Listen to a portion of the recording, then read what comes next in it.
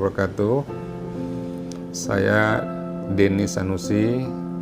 Kalau tiga namanya Chong Bun Vi. Nah, saat ini di organisasi PT saya, Persatuan Islam Tionghoa Indonesia, saya menjabat sebagai PLT Ketum Persatuan Islam Tionghoa Indonesia. Dan selama ini kegiatan saya di organisasi dan juga membantu istri ada bisnis di travel ya, umroh dan haji. Dan kebetulan saat ini masalah umroh dan haji ada sedikit stagnan karena COVID ya. Jadi kita lebih banyak kegiatan kita ke arah sosial dan keagamaan saat ini. Jadi hidayah itu kan ketentuan Allah ya. Kapanpun, dimanapun, dan siapapun, kalau udah hidayah itu memang akan dapatkan pada seseorang, itu pasti akan dapat hidayah itu. Secara singkat, kalau saya mau bicara bahwa kenapa saya akhirnya memilih Islam, dulu awalnya sama lah seperti keluarga Tionghoa lain, itu leluhur ya. Terus karena lingkungan, kebetulan saya SMA di budaya, maksud ini budaya sini Matraman. Nah itu kan Katolik, saya belajar Katolik dan akhirnya saya tertarik, jadi dibaptis jadi Katolik. Baptis saya dulu Yohanes, tapi terus memang namanya panggilan hati ya, nggak bisa dibohongin. Nurani saya tuh tetap gelisah gitu, gelisah. Jadi lucu juga sih, saya masih muda, masuk SMA kok udah berpikir ke arah agama gitu. Karena biasanya kan anak-anak muda beda ya. Nah itu saya setback ke belakang, saya ingat. Jadi saya selalu penasaran sama namanya kepercayaan. Saya ketemu sama orang, saya tanya, Bapak agamanya apa? Karena sini mayoritas hitam, saya Islam.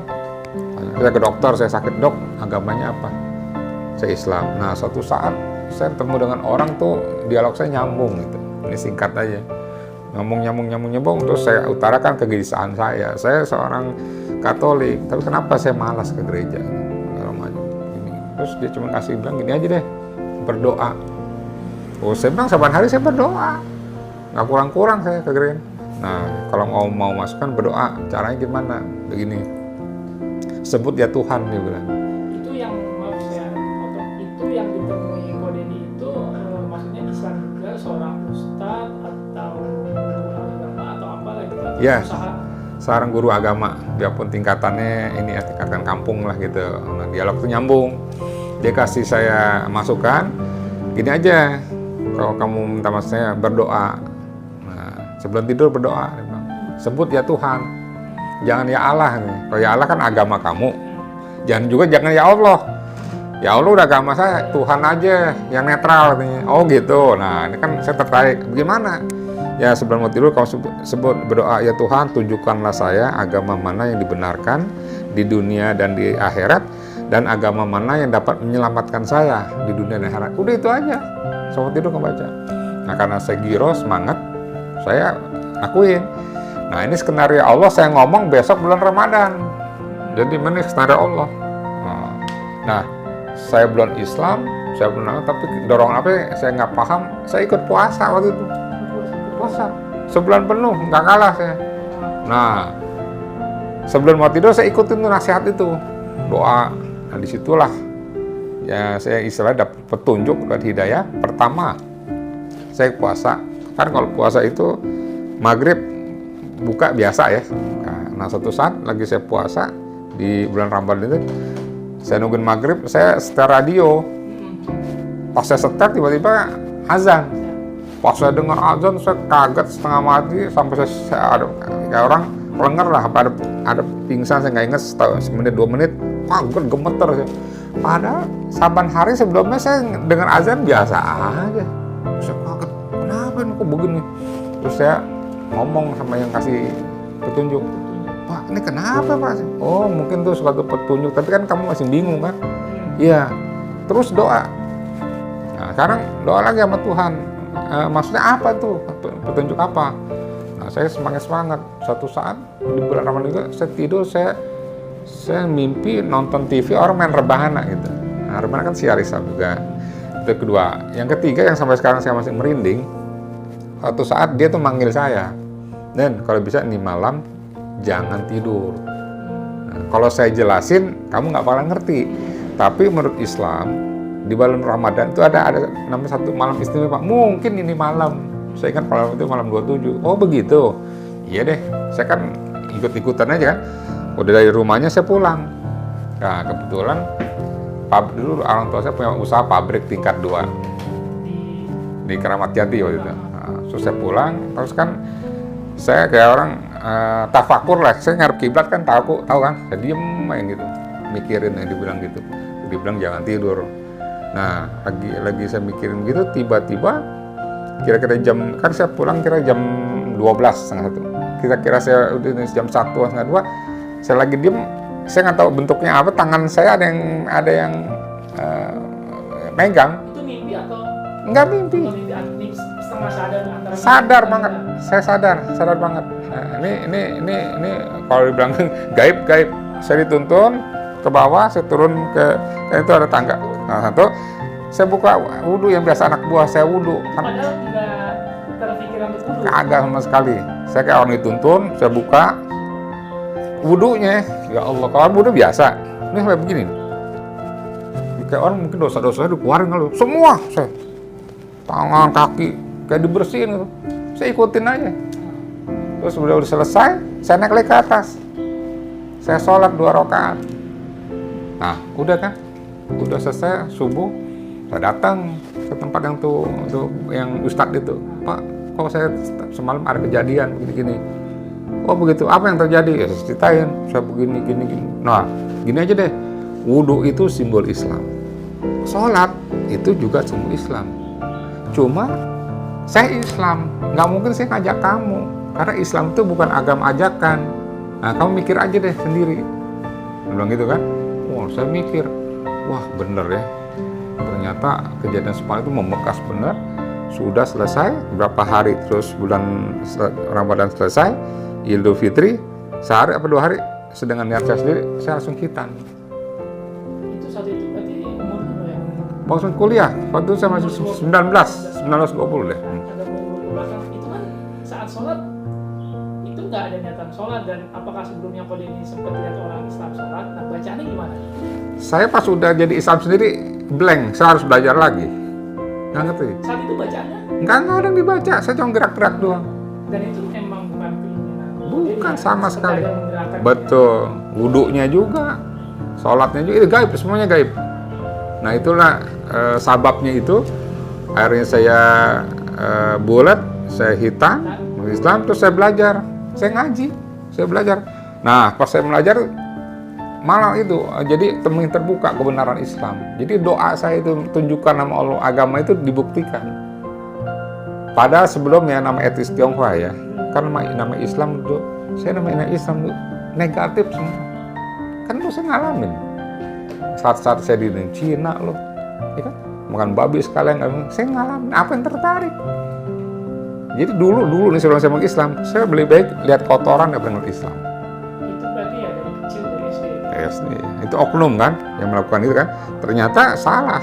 Ajaran Islam itu luar biasa. Nah, sampai saya ngaji segala macam, saya menemukan kebenaran di agama Islam itu. Kalau dari keluarga berarti Katolik ya, bukan? Kebanyakan bukan Katolik, Buddha. Karena agama leluhur biasa menghiyo. Nah, Pak Denny sendiri, keluarganya, ayah ibu? Ayah ibu Buddha. Oh, karena sekolah di budaya, dibaptis. Nah, dibaptis. Saya kemana sendiri. Gak ada masalah. Tapi pas saya masuk Islam, orang tua saya marah. 10 kalau bilang saya 95%, orang etnis Tionghoa masuk Islam, pasti dimusuhin sama intern keluarganya. Termasuk Pak Denny. Termasuk saya. Ada lebih hampir 10 tahun, 15 tahun, saya sendiri diusir. Lama. Lumayan. Diusirnya sampai nggak dianggap? Nggak dianggap. Pertama dia kaget. Disangka saya kena sihir-sihir. Dibujuk saya. Udahlah, nggak usah. Tapi kan itu hidayah. Susah dong saya ngelawan. Sampai saya ngumpet-ngumpet, apa segala macam. Sampai terakhir, dia ngeliat saya emang saya nggak bisa goyah lagi dalam Islam. Ya saya diimitasi, tekan. Semua fasilitas nggak boleh. Padahal kebetulan orang tua saya lumayan ada usaha ya, ada pabrik.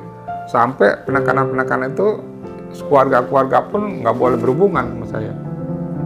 Taruhlah ketika 15 tahun berarti hampir umur baru 34 atau 33 baru diakui. Iya, endingnya pas orang tua saya 5 tahun sebelum meninggal, happy ending. Setelah meninggal. Sebelum 5 tahun. 5 tahun sebelum meninggal. Dari dia Dua-duanya tuh ayah dan ibu. enggak, kalau ibu saya sebelum saya muslim udah meninggal duluan. Oh, Ini ayah. Jadi diusirnya sampai diusirnya nggak tinggal serumah. boro-boro, diusir bener. Jadi karena dia nganggap saya nentang gitu. Nentang kemauan orang tua. Dan termasuk fasilitas ekonomi. Kan kebetulan saya orang paling besar. Nah, terus orang tua saya punya usaha. Pas ibu saya meninggal, orang tua saya kan asing. Semua yang namanya dunia, pabrik, rumah itu atas nama saya. Nah, karena saya masuk Islam, dia nggak setuju, diambil lagi. Kalau bagi saya dulu nggak ada masalah. Emang punya orang tua dikasih saya, karena dia asing, kan diambil lagi silakan. Gitu, nggak ada masalah. Saat itu larinya kemana? Nah, saya tinggal sama teman saya, dari, masuk di masjid. iya, dari kan dulu udah ada PT juga, tapi masih belum banyak. Oh, sudah gabung ke PT? Bukan gabung. Jadi ada juga Tionghoa Muslim lah istilahnya, Korea Tionghoa Muslim. Langsung gabung ke situ? Iya, nah gini, jadi dia yang menampung saya lah, gitu. Tinggal di situ juga?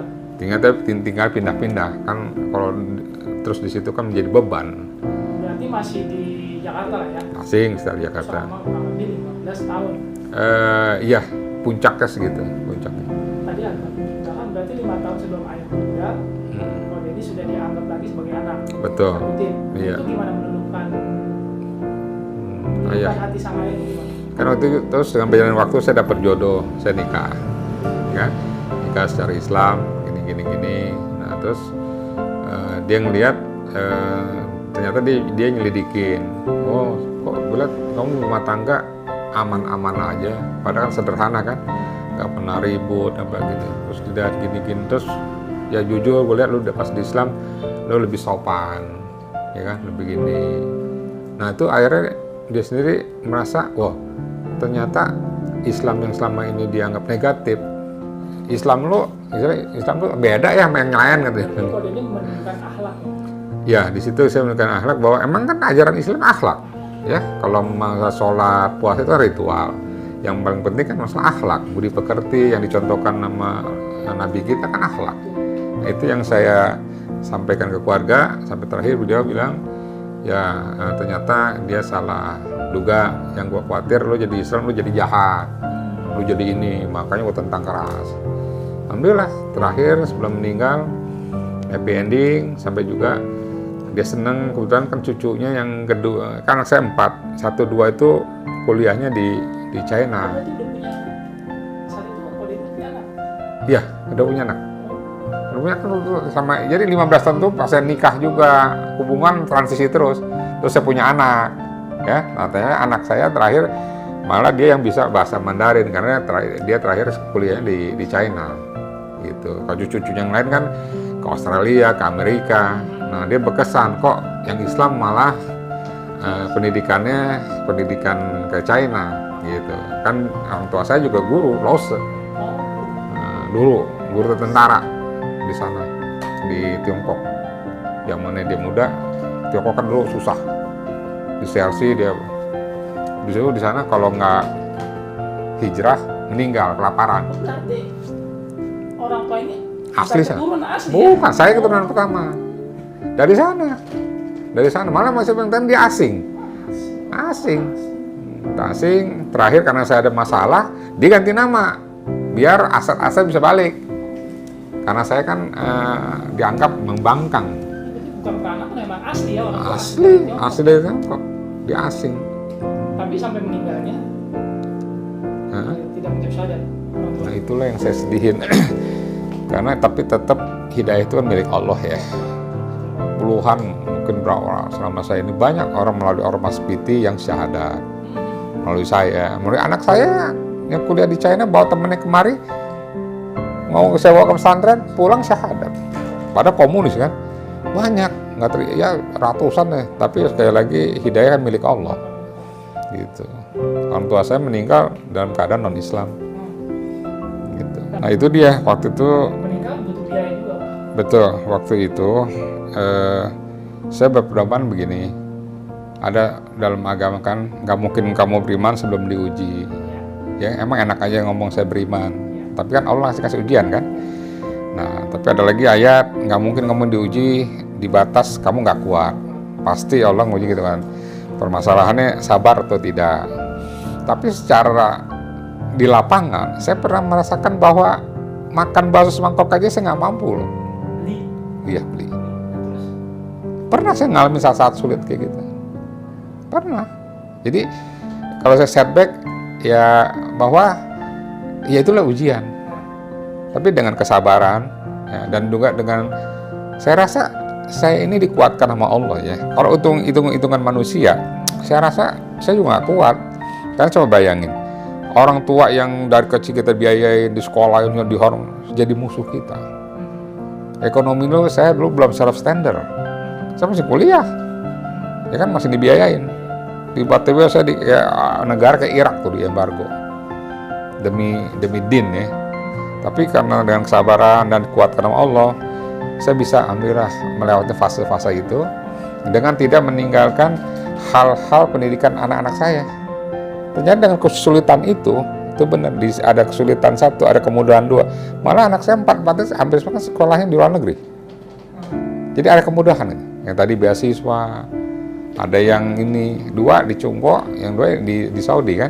Dia punya pendidikan yang bagus. Yang salah satu kan cukup menonjol, kayak Firdaus di Madinah. Gitu.